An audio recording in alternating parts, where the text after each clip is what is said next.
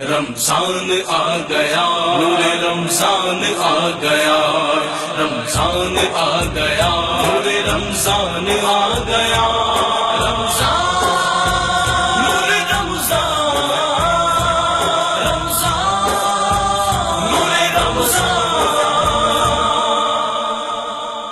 کیا بات۔ آپ یہ فرمائیے کہ مسائل، پریشانیاں، دکھ، رنج، الم، غم، یہ ساری زندگی کے موسم ہیں، جیسے کہ خوشی بھی ایک موسم ہے۔ ہمارے یہاں جب تکالیف ہمارے گھروں میں آیا کرتی ہیں تو گھر کی سطح پہ بات میں کر رہا ہوں کہ خواتین بالخصوص بالعموم جو ہمارے مرد ہیں شکوے شکایتیں اللہ سے شروع کر دیتے ہیں، ناراضگیاں شروع کر دیتے ہیں، رونا دھونا اس حد تک ہوتا ہے کہ شاید غم کے پہاڑ جو ہیں وہ ہم ہی پہ گر گئے ہیں، یا یہ سوچ آ جاتی ہے کہ بس ہم ہی ملے تھے اس کام کے لیے، معاذ اللہ قدرت کو اور کوئی نہیں ملا تھا۔ سمجھ نہیں آتی میری بات کہ ہم لوگ یہ کیوں نہیں سمجھنا چاہتے کہ جس حال میں ہم ہیں اس سے بدتر حالت میں بھی تو لوگ ہیں۔ یقیناً ہیں۔ کیسے دیکھتی ہیں اس بات کو آپ؟ قرآن مجید میں خود اللہ تعالیٰ نے فرمایا ہے کہ انسان کو جب نعمت ملتی ہے تو اترانے لگتا ہے، اور انسان کو جب تکلیف آتی ہے تو جزا فضا کرنے لگتا ہے، اور اس کو اللہ نے اچھی نگاہ سے نہیں دیکھا ہے۔ ایسا ہوتا نہیں ہے کہ ہم پر تکلیف ہماری برداشت سے زیادہ ہو۔ اللہ کا وعدہ ہے لا یکلف اللہ نفسا الا وسعہا، کسی انسان کو اس کی برداشت سے زیادہ تکلیف میں وہ نہیں ڈالے گا۔ بہت خوبصورت بات۔ بالکل ایسے ہی جیسے کہ آپ دیکھیں کہ فیوز اڑ جاتا ہے نا، جب کرنٹ ایک دم زیادہ آتا ہے، انسان تکلیف میں ہوتا ہے تو بے ہوش ہو جاتا ہے جب وہ سہ نہیں پاتا ہے۔ اللہ تعالیٰ ہمت سے زیادہ تکلیف دیتے ہی نہیں۔ بالکل یہ بات۔ اور جو برداشت نہیں کر سکتے، واویلا زیادہ کرتے ہیں، وہ انفیکٹ ناشکرے ہوتے ہیں۔ ٹھیک۔ یہ ہم اپنی خوبیوں کی طرف نگاہ نہیں ڈالتے، ہم اپنی اللہ تعالیٰ نے جو بھلائیاں دی ان کی طرف نگاہ نہیں ڈالتے، جو نعمتیں عطا کی انہیں سراسر بھول جاتے ہیں، فراموش کر دیتے ہیں، اپنی غلطیوں سے بھی قطع نظر۔ کہ بعض اوقات ایسا نہیں ہوتا کہ اللہ نے ہمیں مال نہ دیا ہو، ہم وہ مال غلط لٹا بھی رہے ہوتے ہیں، ہوتا ہی، ہم اس کو ضائع بھی تو کر دیتے ہیں۔ اللہ تعالیٰ صحت عطا کرتے ہیں، ہم اس کو برباد کر دیتے ہیں۔ اللہ تعالیٰ زندگی دیتے ہیں، ہم اس کو برباد کیے ہوئے ہیں، ضائع کر رہے ہیں۔ اب اگر اس کے نتیجے میں کوئی آزمائش یا ہم پر سزا آ جائے تو اس ہم پہ مورد الزام اللہ کو ٹھہرائیں، وہ بالکل غلط ہے۔ بالکل ٹھیک ہے۔ بلکہ قرآن کا تو فیصلہ ہو چکا نا کہ وما اصابکم من مصیبت فبما کسبت ایدیکم ویعفو عن کثیر، کہ تم پر جو پریشانیاں اور برائیاں ہیں وہ تمہارے اپنے ہاتھوں کی کمائی ہیں، اور ابھی وہ بہت سی تو ہم نے معاف کر دی ہیں، بہت سی تو وہ نظر انداز کر رہا ہے۔ بالکل ٹھیک ہے، اس پہ کلام کریں گے۔ ناظرین، کراچی میں آذان عصر کا وقت ہوا چاہتا ہے، دوسرے علاقوں کے رہنے والے اپنے مقامی وقت کے مطابق، یہ اناؤنسمنٹس مجھے آتی نہیں ہیں لیکن آپ ٹیلی ویژن پہ سنتے ہیں کہ دوسرے علاقوں کے رہنے والے اپنے مقامی وقت کے مطابق نماز عصر ادا کریں، تو انشاءاللہ آپ کا میزبان جنید اقبال ایک بار پھر ان خوبصورت سی شخصیات کے ساتھ اس پیارے سے موسم میں، اس روح پرور ماحول میں حاضر ہوگا۔ لیکن آپ سے ملاقات نے فرمایا کہ بی بی صبر کرو، اللہ کی امانت اللہ تعالیٰ کے پاس جانا ہی ہوتی ہے۔ تو اس نے ایک دم تیزی سے جواب دیا کہ میرا بچہ تھا، مجھے معلوم ہے کہ دل پر کیا بیتتی ہے جب اولاد مرتی ہے۔ معاذ اللہ۔ آپ صلی اللہ علیہ وآلہ وسلم خاموش ہو گئے۔ بعد میں لوگوں نے انہیں ڈانٹا کہ یہ تم نے کیا کیا، تم نے گستاخی کی۔ تیسرے روز وہ آئیں اور مسجد نبوی میں آ کر معافی مانگی اور کہنے لگیں یا رسول اللہ مجھے معلوم نہیں تھا کہ آپ اللہ کے رسول ہیں، مجھے معافی دے دیجئے اور اب میرا وعدہ ہے میں صبر کروں گی۔ آپ نے جواب میں فرمایا کہ بی بی صبر پہلی چوٹ کا ہوتا ہے۔ یعنی جس وقت چوٹ لگے اس وقت اگر انا للہ و انا الیہ راجعون کہہ دیا، اس وقت اللہ کو یہ چاہیے، اور تب وہ فرشتوں میں بیٹھ کے پوچھتا ہے میرے بندے کے جگر کا گوشہ لے لیا، میرے بندے کا ساتھ لے لیا، میرے بندے نے کیا کیا۔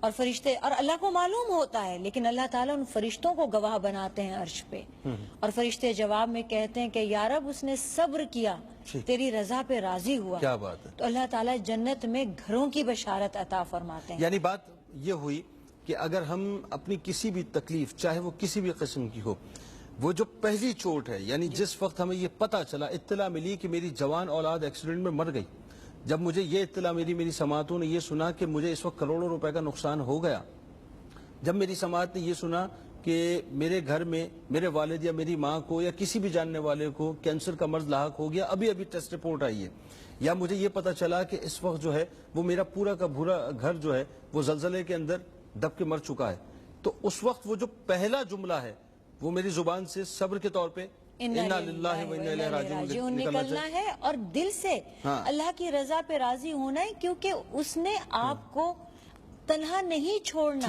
جو چیز اس نے آپ سے لی ہے اس کا نعم البدل وہ خود ہے، اور خود حضرت ایوب علیہ السلام کی مثال ہمارے سامنے بالکل ٹھیک ہے۔ نازیہ صاحبہ فیصل آباد سے ہمارے ساتھ موجود ہیں، السلام علیکم۔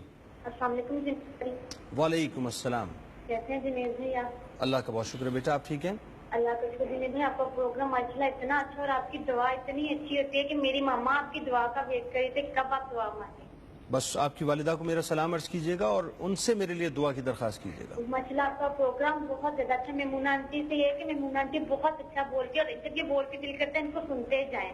چلے ماشاءاللہ ماشاءاللہ۔ جنید بھائی میں یہ کہنا نہیں پتا میں ٹھیک ہوں کہ نہیں، اگر ہم لوگ صبر کو دیکھیں نا، اگر ہم ہمیشہ اپنے سے نیچے دیکھیں کہ ہمارے نیچے سے جو لوگ ہیں ان کو کتنے دکھ اور تکلیفیں، ہمیں صبر آ جائے گا، لیکن جب ہم اپنے سے اوپر والوں کو دیکھتے ہیں نا تو پھر ہم حسد کرتے کہ اللہ پاک یہ چیز ان کے پاس ہے میرے پاس کیوں نہیں ہے۔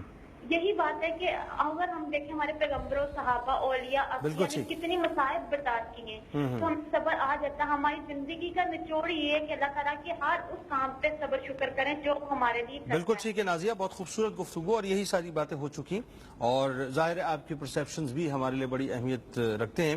عیسیٰ بھائی یہ فرمائیے کہ صبر کے بعد ایک چیز ہمارے معاشرے کے اندر جس کو میں بڑا ڈیپلی آبزرو کرتا ہوں کہ تحمل جو ہے، یعنی ٹالرنس، برداشت کرنا، ایکسیپٹیبلٹی، ایک دوسرے کی بات کو سننا، ایک دوسرے کی بات کو سمجھنا، اسکول آف تھاٹس کا احترام کرنا، نظریات کا تقدس اپنی جگہ رہے اور انسان ایک دوسرے کی بات کو سمجھے، یہ سوچ لگتا ہے کہ ختم ہوتی چلی جا رہی ہے۔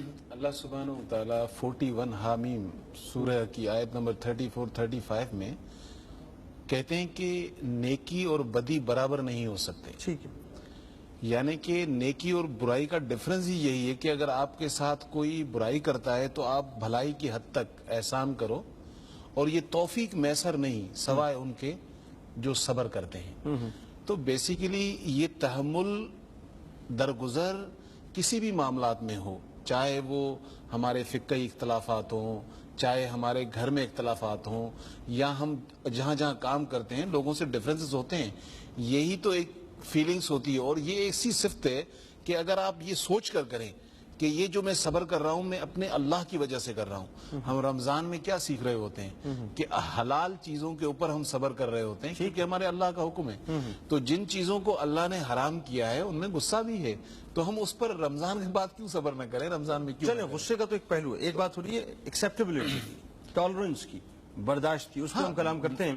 نصرت ہمارے ساتھ موجود ہیں لاہور سے، السلام علیکم۔ وعلیکم السلام ورحمۃ اللہ وبرکاتہ۔ میرا 3 سوال ہے، میں 3 سوال پوچھنا چاہ رہی ہوں۔ جی، پہلے تو جمعۃ المبارک، اور تمام مفتی حضرات کو بھی جمعۃ المبارک، اور سلام ان کی خدمت میں۔ آپ کو بھی بہت بہت مبارک اور سلام۔ جی فرمائیے۔ جی، عرض یہ ہے کہ بعض دفعہ کوئی فوتگی ہو جاتی ہے تو وہ جو میت ہوتی ہے اس کے سینے کے اوپر عہد نامہ رکھتے ہیں، اچھا، تو عہد نامہ رکھ کے تو وہ دفنا دیتے ہیں، یہ جائز ہے یا نہیں ہے؟ نمبر 2 یہ ہے کہ عورتیں جب نماز پڑھتی ہے تو دائیں طرف دونوں پاؤں نکال کے بیٹھتی ہیں سجدے کی حالت میں، جب سجدہ کرنا ہوتا ہے، تو اگر ٹانگ میں درد ہو تو دائیں طرف کی بجائے بائیں طرف اگر نکال کے بقایا نماز پڑھ لی جائے، یا اس صورت میں نماز ہو جاتی ہے یا نہیں؟ ٹھیک ہے۔ اور تیسرا سوال یہ ہے کہ جب انسان رکوع کی حالت میں ہوتا ہے تو نظر کہاں ہونی چاہیے؟ کس حالت میں؟ رکوع کی حالت میں۔ ٹھیک ہے، آپ کا بہت شکریہ، آپ نے ہمیں جوائن کیا۔ بہت مختصر رکوع کی حالت میں نگاہ سجدے کی جگہ پہ ہی ہونی چاہیے، نیچے۔ اور جب میت ہوتی ہے تو عہد نامہ، کسی عہد نامے کی میت کو ضرورت نہیں ہے، وہ لکھا ہوا کچھ نہیں پڑھ پائے گا۔ بالکل ٹھیک ہے، ٹھیک ہے۔ اور باقی جو ہے کہ اگر عورت کے پاؤں میں تکلیف ہو تو وہ ٹھیک ہے، الٹا سیدھا جیسے بھی رکھ سکتی ہے، لیکن عورت اور مرد کی نماز میں کوئی فرق نہیں۔ بالکل ٹھیک۔ ٹالرنس آپ کیا سمجھتی ہیں کہ ہمارے یہاں جس انداز سے مجھے رسول کی وہ حدیث بہت واضح نظر آتی ہے اس موقع پہ اس دور کے حوالے سے کہ جہاں پر قتل کرنے والے کو یہ نہیں پتا ہوگا کہ کیوں قتل کر رہا ہے اور قتل ہونے والے کو نہیں معلوم ہوگا کہ وہ کیوں قتل ہو رہا ہے. ایسا لگتا ہے روفی صاحب کہ یہ بڑی توجہ آپ کی چاہیے. ایسا لگتا ہے کہ سرکار نے ظاہر ہے آپ کے سامنے تو اللہ تعالیٰ نے غیب کے تمام پردے اٹھا دیے تھے اور اللہ ہی کے اذن سے سارے معاملات تھے, لیکن یہ جو حدیث ہے اس معاشرے کے ماتھے کے اوپر ایسا لگتا ہے کہ لکھ دی گئی ہے. یہ ہماری بدقسمتی نہیں تو اور کیا ہے کہ ہم ان کی امت میں سے ہیں اور ہم سچی بات یہ ہے کہ ان سے محبت کے دعوے بھی کرتے ہیں. سیرت طیبہ پہ نہ تو چلتے ہیں نہ چلنے کی کوشش کرتے ہیں, احکامات کو بھی ہم بھولے بیٹھے ہیں. تحمل کا جہاں تک آپ صلی اللہ علیہ وآلہ وسلم کی زندگی دیکھیے, خلفائے راشدین کی دیکھیے اور آپ کے احکامات کو آپ دیکھیے, تو آپ کے سامنے کوئی کافر بھی آ کے تقریر کرتا تھا تو آپ پوری بات اس کی سنتے تھے, اس کو بیچ میں ٹوکتے بھی نہیں تھے. یعنی یہ مینرز کا آپ عالم دیکھیے کہ آپ ایک کافر کو بھی توجہ سے سنتے ہیں. تحمل دیکھیے کہ آپ اس کو بھی یہ نہیں کہ تم رک جاؤ اب میری باری ہے اور میں کون ہوں اور مجھے بولنا ہے اور میری ہی بات حرف آخر ہے, ایسا نہیں ہے. اور ایک ہم ہیں کہ ہم کسی کے نظریے کو برداشت نہیں کر سکتے, کسی کی بات نہیں سن سکتے, کسی کو بریدنگ سپیس نہیں دے سکتے. اور جب تک کہ یہ بات جنید ہم اپنے اندر پیدا نہیں کریں گے کہ دوسرا شخص اپنے اندر ایک آئیڈینٹیفیکیشن رکھتا ہے اور اس کی آئیڈینٹی ہے اور اس کی ایکسیپٹیبلٹی ہماری نگاہ میں ہونی چاہیے. ہم کو قبول کرنا ہوگا دوسرے کی آئیڈینٹی کو. اور اگر ہم اپنا تشخص چاہتے ہیں, اور مومن کی جو ایمان کی شرط ہے نا کہ وہ جو دوسرے کے لیے پسند کرے, اپنے لیے پسند کرے, وہی. جب صبر کا معاملہ آتا ہے تو ہم چاہتے ہیں دوسرا صبر کرے. بالکل ٹھیک. جب تحمل کا معاملہ آتا ہے تو ہم کہتے ہیں کہ صاحب یہ برداشت کیوں نہیں کرتے. بلکہ اب تو یہاں تک ہو گیا, پہلے ایک زمانہ تھا ہم ڈیبیٹس کیا کرتے تھے, گفتگو ہوا کرتی تھی. اب تو گفتگو کہاں ہوتی ہے, اب تو فیصلے ہوتے ہیں, جھگڑے ہوتے ہیں, راستے سے ہٹا دیا جائے بس, دوسری بات فیصلہ ہوتا ہے, بس بات ختم. اس پہ کلام کرتے ہیں. شازیہ صاحبہ دبئی سے ہمارے ساتھ موجود ہیں. السلام علیکم. وعلیکم السلام. کیسے ہیں؟ اللہ کا بہت شکر ہے. آپ ٹھیک ہیں؟ جی جی, آپ نے پہچانا مجھے؟ ہلو, پہلے رمضان آپ سے بات ہوئی تھی, شازیہ رمضان بات کر رہی ہیں. جی جی بالکل, شازیہ رمضان صاحبہ, آپ کا میں نام کیسے بھول سکتا ہوں, کیونکہ شازیہ رمضان اور رمضان دونوں ایک ساتھ ہی آئے تھے. آپ بھی پہلے دن آئی تھی, ظاہر رمضان کا بھی پہلا دن تھا. فرمائیے. رمضان کا مہینہ آیا تو شازیہ بھی آ گئی. جی بالکل, فرمائیے. شازیہ رمضان. جی تو جنید بھائی آپ کا پروگرام بہت اچھا جا رہا ہے, بہت زبردست جا رہا ہے, ماشاء اللہ ماشاء اللہ. بہت شکریہ. اور اسی لیے میرے دل نے مجھے مجبور کیا کہ دوبارہ سے کال کروں. ارے آپ کی محبت, آپ کی عزت افزائی. اور کیا کہنا چاہتی ہیں؟ آپ کا بہت شکریہ شازیہ, مجبوری ہے, یہ وقفہ حائل ہے ہمارے اور آپ کے درمیان. آپ سے ملاقات کے کار پر وہ اپنی عبادت کرتا ہے, آپ نبی کریم صلی اللہ علیہ وآلہ وسلم اجازت دیتے ہیں 3 دن تک وہاں پہ قیام. 3 تک وہ قیام. آج ہماری حالت یہ ہے کہ کلمہ پڑھنے والا مسلمان بھائی کسی اور مسلک کی کسی اور مسجد میں چلا جائے تو ہم پوری مسجد دھلوا دیتے ہیں. یہ تحمل چھوڑ دیتے ہیں ہم, جب اپنا صبر چھوڑ دیتے ہیں تو یہ سچویشن پیدا ہوتی ہے.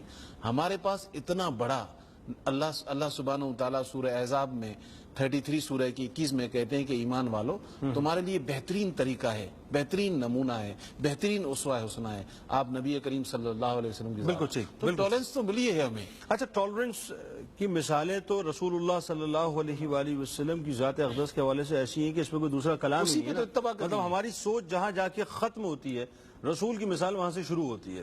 سوال یہ پیدا ہوتا ہے کہ معاشرے میں ٹالرنس ختم کیوں ہو گیا عیسیٰ بھائی, جب اتنی پریچنگز ہو رہی ہیں, اتنی ٹیچنگز ہو رہی ہیں, اتنے مبلغین جو ہیں وہ دعوت دے رہے ہیں. ہم دعوے کرتے ہیں نا محبت کے, یہ چھوٹے دعوے. اچھا, ہم اصل میں مطلب یہ زبانی کلامی دعوے ہیں, زبانی ہے, غلام ہے رسول کے, غلام ہے, مطلب غلامی رسول پہ موت بھی قبول ہے, سب زبانی دعوے. نماز پر نہ قبول کوئی نہیں ہے. تو روفی صاحب, اگر یہ زبانی دعوے ہیں تو پھر اس کا مطلب یہ ہے کہ معاشرہ مزید جو ہے وہ انتشار کا شکار. یہ ماہ رمضان اسی لیے ہے کہ زبانی دعوے نہ کریں اور پریکٹیکلی گزرے اس میں. یہ ورک شاپ ہے بیسیکلی, بس اسے پریکٹیکلی ٹریننگ پروسیس سے اپنے آپ کو نکالیں, پریکٹیکلی گزرے اس میں. آپ کیا فرمائیں گے؟ میں یہی کہوں گی کہ اگر اس رمضان کے 30 دن اس ورک شاپ میں ہم ویسے رہے جیسے کہ رہنے کا حکم ہے اور اس ٹریننگ کو کما حقہ کر لیا, تو ان 30 دن کا اثر شخصیت میں ہونا چاہیے، اور اگر نہیں ہوا تو سمجھیں خالی گیا، خالی ہاتھ رہے۔ دیکھیے بات یہ ہے کہ ابھی مولانا نے بہت پیاری بات کہی کہ ہم یہ دعوے کرتے ہیں کہ ہم عاشق رسول ہیں۔ ہم بات یہ ہے عشق ہے کیا؟ جس شخصیت کے ساتھ عشق ہے اس کی نافرمانی کھلم کھلا ہو رہی ہے، جس شخصیت کے ساتھ عشق ہے اس کی اطاعت نہیں ہو رہی ہے، تو یہ کیسا عشق ہے؟ ایسا عشق کا دعویٰ تو آج اولاد ماں باپ کے ساتھ کرے تو ماں باپ تھپڑ مار دیں اس کے منہ پہ۔ میں اپنے شوہر کو کہتی رہوں مجھے تم سے پیار ہے، محبت ہے، اور میں اس کی عزت نہ کروں، نافرمانی کرتی رہوں، وہ میرے اس پیار محبت کو تھوکے گا بھی نہیں۔ صحیح بات۔ ہمارے یہ دعوے منافقت پر ہیں، جھوٹ پر ہیں، تحمل اور برداشت کا جہاں تک تعلق ہے۔ بات یہ ہے کہ ایک تو آپ کے میچور ایج کے لوگ ہیں، ٹھیک ہے نا، جو جن کے اندر ٹالرنس نہیں ہے، لیکن اب تو عالم یہ ہے کہ نوجوانوں کی رگو پے میں بھی وہ بات سرائیت کر گئی ہے۔ دیکھیے جنید بھائی، تربیت نہیں ہو رہی ہے۔ میں آپ کو برداشت نہیں کرنا چاہتا، آپ مجھے برداشت نہیں کرنا چاہتے، کیونکہ تربیت میں نہیں ہے، ینگسٹرز میں بھی اب وہ بات ختم ہو گئی، گھٹی میں نہیں، ینگسٹرز میں تو بالکل نہیں رہی، اس لیے کہ والدین میں نہیں رہی۔ والدین کو جو کرتے دیکھیں گے بچے وہی کریں گے، پورے کا پورا معاشرہ اس چیز کا، اس انتشار کا شکار ہے۔ اب گھر میں ہی تحمل نہیں ہے، بہن بھائی کی بات برداشت نہیں ہو رہی، میاں بیوی آپس میں برداشت نہیں کر رہے، ہم اولاد کو، اولاد ہمیں نہیں سہ رہی، یعنی مینرز اور اسلامک مینرز کو نکال کے ہم نے اپنی زندگی سے باہر رکھ دیا ہے۔ ٹھیک ہے، اسلامک مینرز سے اگر ہم دور ہوئے تو تحمل ختم ہوا۔ ٹھیک ہے عیسیٰ بھائی، یہ فرمائیں کہ ہمارے یہاں جس طرح سے تیزی سے تبدیلیاں آ رہی ہیں اور لوگوں کی سوچ جو ہے وہ روز تبدیل ہوتی چلی جا رہی ہے، اب ایک بات یہ بھی آ گئی کہ ایک تو معاملہ ہے نا کہ اوپر کی سطح کا ہے کہ جہاں پر ہم ایک دوسرے کو برداشت نہیں کر رہے، جہاں پہ آئیڈیالوجیز کا کلیش ہے، جہاں پر آپ کی سوچوں کا کلیش ہے، جہاں پر مسالک کا کلیش ہے، یہ تمام باتیں ہیں۔ گھریلو سطح پہ اگر ہم بات کریں، نچلی سطح پہ، وہاں پہ بھی بڑے مسائل ہیں، وہاں پہ بھی ایک دوسرے کو ہم برداشت نہیں کرنا چاہتے۔ بیسیکلی جنید بھائی، ہو یہ رہا ہے کہ ہم اللہ اور اس کے حبیب کا نام لے رہے ہیں، جیسے ہم ڈسکس کر رہے تھے، لیکن ہم سنتے نفس کی ہیں، اور جب بندہ اکیلا ہو یا اجتماعی طور پہ یا ایک فیملی ہو، جب وہ رب کی جگہ نفس کی سنتا ہے نا، تو پھر صرف رب کا نام ہوتا ہے اور کر وہ اپنے نفس کی رہا ہوتا ہے کہ میرے سارے مسئلے حل ہو جائیں، گھر میں سب سے زیادہ میری عزت ہو، گھر میں سب سے زیادہ سہولتیں میری ہوں، کیونکہ ایمان والے جب ایک دوسرے کی سہولت کے لیے، اور یہ سچویشن تبھی ہو سکتی ہے جب ہم اللہ کے دیے ہوئے دین اور نبی کریم صلی اللہ علیہ وسلم کی شریعت کے احکامات جو ہیں اس پر عمل کریں، ادروائز ہم دعوے کرتے رہیں گے، اس کام نہیں بنے گا۔ نکال سکتے۔ مسز غنی ہمارے ساتھ کراچی سے موجود ہیں، السلام علیکم۔ وعلیکم السلام زید بھائی، مجھے ایک سوال پوچھنا تھا کہ میرے شوہر کی بڑی بیگم ہے، وہ مجھ سے پہلے عمرہ کر کے آئی ہیں، اور اللہ کا لاکھ احسان ہے کہ اس ماہ میں بھی عمرے کے لیے جا رہی ہوں، ماشاءاللہ،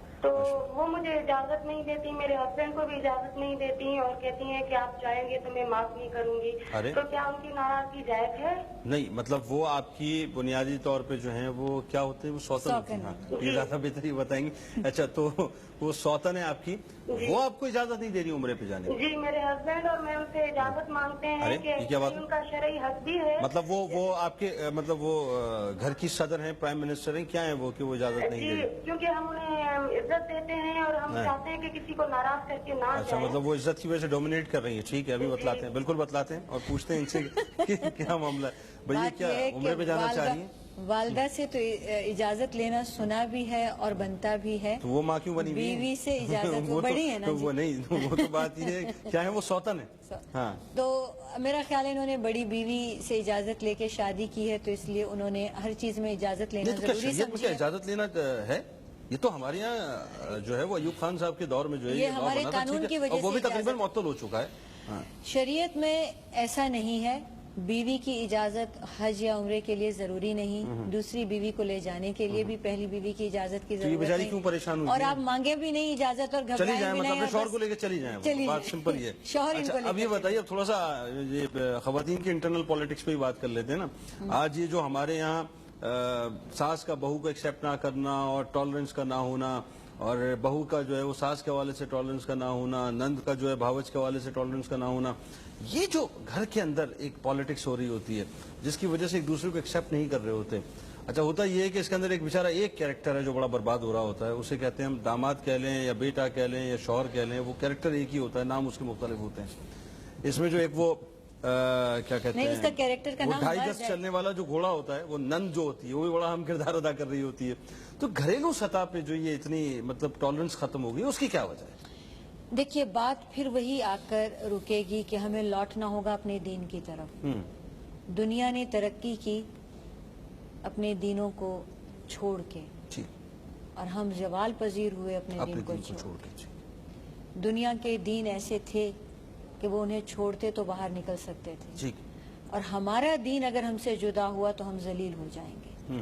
ہماری تربیت نہیں ہو رہی ہے، اور جو تربیت ہو رہی ہے ہم نے خود کو حوالے کر دیا ہے مختلف تہذیبوں کے، مختلف لوگوں کے، جس کو آئیڈیالائز کرتے ہیں اس کے اوپر چل پڑتے ہیں. اور اس میں والدین بھی، استاد بھی، معاشرہ بھی، نصاب تعلیم کے بھی، حکومت بھی، سب ہی انوالو ہیں.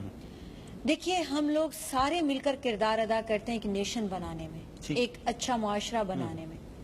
مسلمان بطور مسلمان کے اچھا ہو بھی سکتا ہے، ٹھیک، لیکن مسلمان جب تک بطور نیشن کے مسلمان نہیں ہوگا. وَاعْتَصِمُوا بِحَبْلِ اللَّهِ جَمِيعًا وَلَا تَفَرَّقُوا. دیکھیے حضرت ہارون علیہ السلام نے، جو حضرت موسیٰ کے بھائی تھے، انہوں نے بچڑے کی پوجا سامری کی ہونے دی، اور جب حضرت موسیٰ نے آ کر ان کو بالوں سے گھسیٹا اور کہا یہ تم نے کیا کیا، تو انہوں نے معلوم ہے کیا جواب دیا کہ اگر میں انہیں روکتا تو تم آ کر یہ کہتے کہ تم نے میری امت کو جدا کر دیا. میں نے سوچا کہ یہ الگ الگ نہ ہو جائیں، گروپس میں تقسیم نہ ہو جائیں، یہ سب کے سب اکٹھا رہیں. میں نے اس بات پہ صبر کر لیا کہ یہ ایک حرام کام کر رہے ہیں، آپ آئیں اور خود درست کریں. بات یہ ہے کہ انہوں نے بت پرستی پر، بچڑے کی عبادت پر بھی خاموشی اختیار کی کہ یہ اکٹھے رہیں.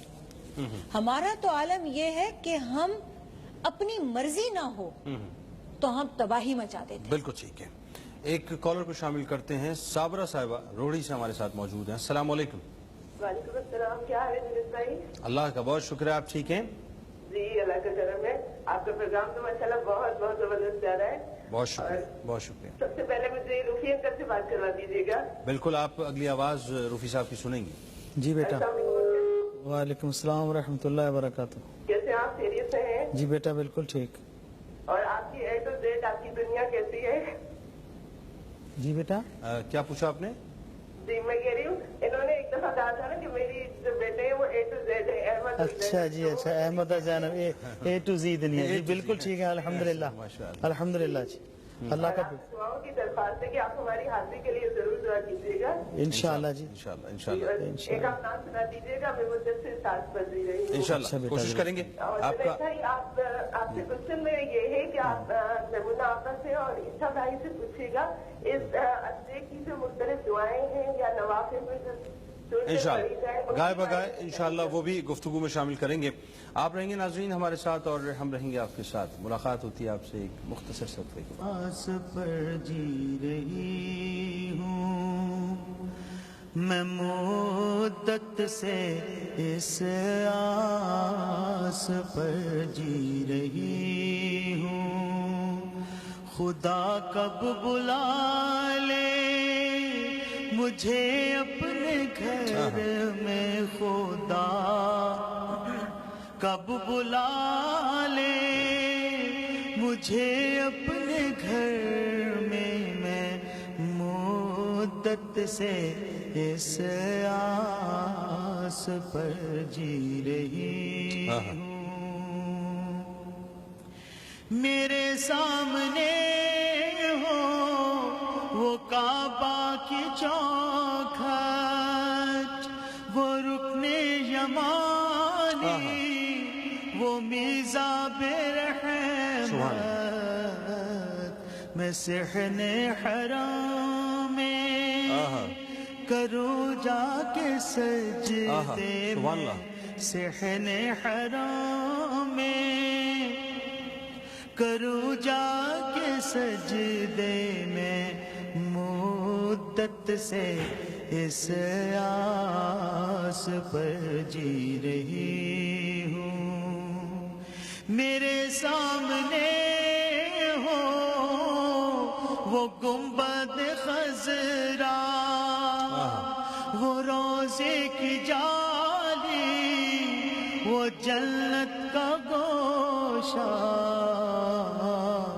کبھی چوم لوں جا کے خاک مدینہ کبھی چوم لوں جا کے خاک مدینہ ماشاءاللہ میں مدت سے اس آس پر جی رہی ماشاءاللہ جی ماشاءاللہ الحمدللہ رب العالمین والصلاة والسلام علی سید الانبیاء والمرسلین جزا اللہ عنا سیدنا و مولانا محمد صلی اللہ تعالی علیہ وسلم ما ہوا اہلو اللہم ربنا آتنا فی الدنیا حسنة وفی الآخرة حسنة وقنا عذاب النار وقنا عذاب القبر وقنا عذاب الحشر وقنا عذاب الميزان اللهم رب اجعلني مقيم الصلاة ومن ذريتي ربنا وتقبل دعاء ربنا اغفر لي ولوالدي وللمؤمنين يوم يقوم الحساب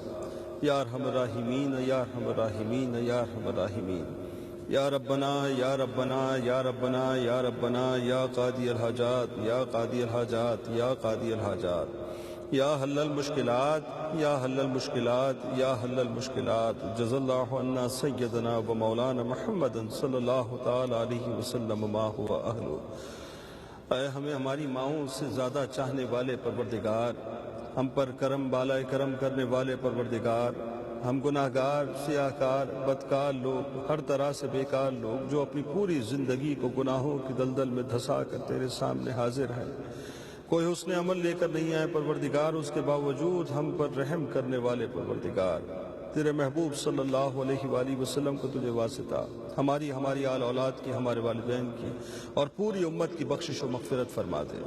اے اللہ تیرے گناہگار سیاہکار بندے تیری بارگاہ میں حاضر ہیں، اپنے ہاتھوں کو اٹھا کر، اپنے سروں کو جھکا کر، اپنے آنسوؤں کو بہا کر، اپنی جھولی کو پھیلا کر تجھ سے سوال کرتے ہیں۔ پروردگار تو نے ہم پر کرم کیا کہ ہمیں رمضان کا مہینہ عطا کر دیا، اور اے الہ العالمین ہم پر کرم بالائے کرم یہ کیا کہ آج جمعے کا دن ہمیں عطا کر دیا۔ اے اللہ تو روز لاکھوں ایسے مسلمانوں کی بخشش و مغفرت کرتا ہے کہ جن پر جہنم واجب ہو چکی ہوتی ہے اور انہی لمحات پہ کرتا ہے، اور اے الہ العالمین جمعے کے روز تو ہر لمحے میں ایسے افراد، لاکھوں افراد کی بخشش کرتا ہے کہ جن پر جہنم واجب ہو چکی ہوتی ہے۔ یا اللہ یہ وہ لمحے ہیں، یہ وہ ساعتیں ہیں، یہ وہ پل ہیں، یہ وہ لمحات ہیں پروردگار جو اس وقت گزر رہے ہیں۔ یا الہ العالمین جمعے کے ان پیارے سے لمحات کا واسطہ ہم تمام لوگوں کی مغفرت فرما دے۔ اے اللہ ہم تمام لوگوں کے گناہوں کو معاف فرما دے۔ اے اللہ ہم تمام لوگوں کی خطاؤں کو معاف فرما دے۔ اے الہ العالمین کتنے ہی لوگ اس وقت میرے ساتھ دعا میں شریک ہوں گے میں نہیں جانتا، مگر پروردگار عالم میں یہ ضرور جانتا ہوں کہ ان میں کوئی ایسا تیرا پیارا بندہ ہوگا کہ جن کی نمازوں کو تو نے قبول کیا ہوگا۔ اے پروردگار میں یہ ضرور جانتا ہوں کہ تیرا کوئی ایک ایسا پیارا بندہ ہوگا کہ جس کے روزوں کو تو نے قبول کیا ہوگا۔ اے الہ العالمین تیرا کوئی ایک ایسا پیارا بندہ ضرور ہوگا کہ جس کی دعا کو تو بہت پسند فرماتا ہوگا، اور اے الہ العالمین تیرا کوئی ایک ایسا پیارا بندہ ضرور ہوگا ہمارے ساتھ دعا میں کہ جس کے ہاتھ جب دعا کے لیے اٹھتے ہوں گے تو تو اسے خالی ہاتھ نہیں لوٹاتا ہوگا۔ اے الہ العالمین تیرے اسی پیارے بندے اور بندی کا واسطہ ہم تمام لوگوں پر اپنا کرم فرما دے۔ اے اللہ ہماری تمام پریشانیوں کو دور فرما دے۔ اے اللہ ہمارے تمام مصائب کو دور فرما دے۔ اے الہ العالمین ہمارے تمام غموں کو خوشی میں تبدیل فرما دے۔ اے اللہ جتنے بیمار ہمارے ساتھ دعا میں شریک ہیں پروردگار تو جانتا ہے کہ لوگ کس کس مصیبت میں مبتلا ہیں۔ یا اللہ پروردگار ہم پر کرم فرما دے، لوگ اب اپنی بیماری کے علاج کے لیے پیسے تک خرچ نہیں کر سکتے۔ اے اللہ تجھے حضرت ایوب علیہ السلام کی بیماری سے شفا یابی کا واسطہ، یا شافی انت الشافی تمام بیماروں کو شفا کاملہ عاجلہ نصیب فرما دے۔ اے اللہ جتنے مقروض ہیں پروردگار یہ سفید پوش کس کس در پہ جا کر اپنا ہاتھ پھیلاتے ہیں، اپنی جھولی پھیلاتے ہیں۔ یا اللہ لوگ ان کو رسوا کرتے ہیں، ان کی عزتوں کو پامال کرتے ہیں۔ اے الہ العالمین یہ تیرے بندے ہیں، یہ سفید پوش کس سے جا کے سوال کریں، کس سے جا کے بھیک مانگیں؟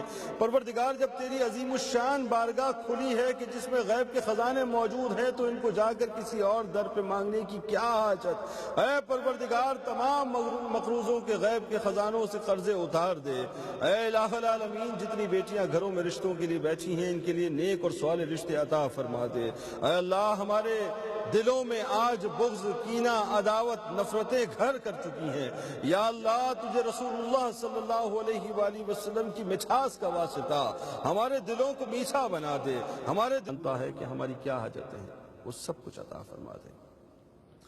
وصلی اللہ تعالی علی خیر خلقہ ونور عرشہ افضل الانبیاء والمرسلین حبیبنا و سیدنا و شفیعنا و مولانا محمد وعلی آلہ وصحبہ.